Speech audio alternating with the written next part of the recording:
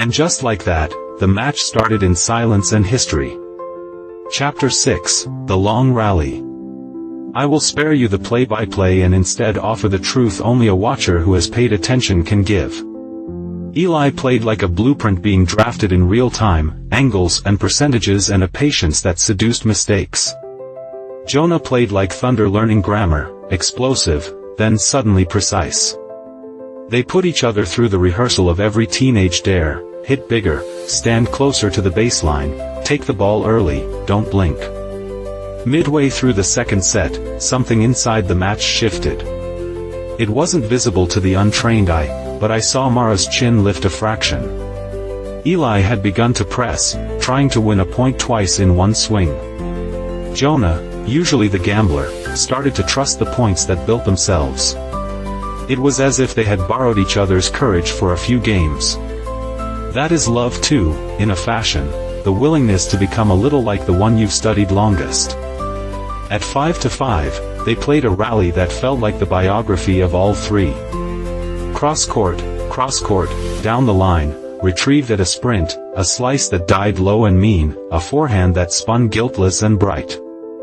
There were 5 times the point could have ended, and 5 times it did not.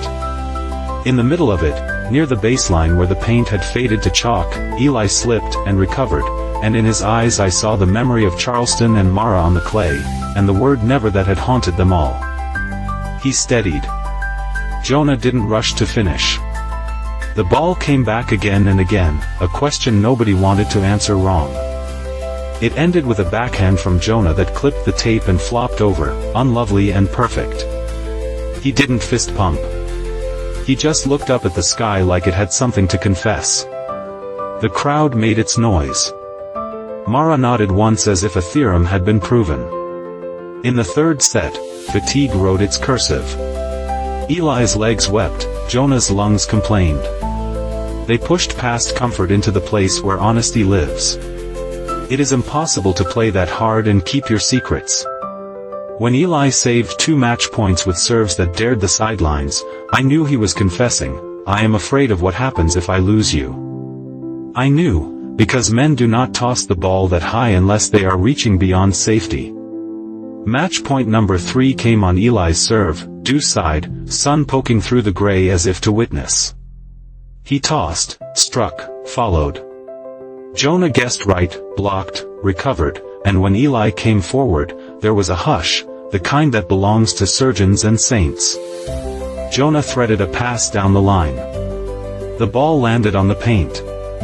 It didn't ask permission. Jonah won.